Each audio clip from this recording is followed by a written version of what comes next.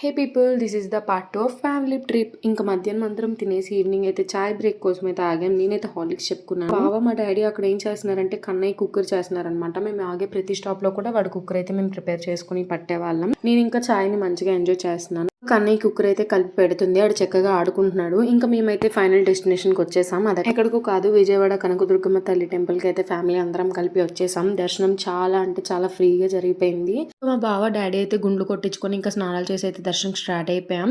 మేము 8:30కి అయితే స్టార్ట్ అయ్యాం. 10:30కి అంతా బయటకు వచ్చేసాం. ఇంకా అందరికి ఫుల్ ఆకలి వేసేసాం. ఇంకా టిఫిన్ షాప్కి అయితే వచ్చేసాం. నేను దేవుడి దర్శనంకి గాజులు వేసుకుండా వెళ్ళానని చెప్పి గారు నన్ను తిట్టి అమ్మవారు గాజులు అయితే ఇచ్చారు.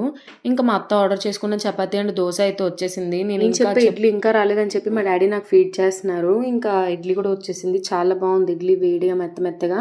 ఇంకా అందరం తినేసి అయితే ఇంక రిటర్న్ కార్లో జర్నీ అయితే స్టార్ట్ చేసేసాం. స్లీప్ అయితే వేసేసాం. నేను మార్నింగ్ అరౌండ్ 6కి అంతా రీచ్ అయ్యాను వైజాగ్లో.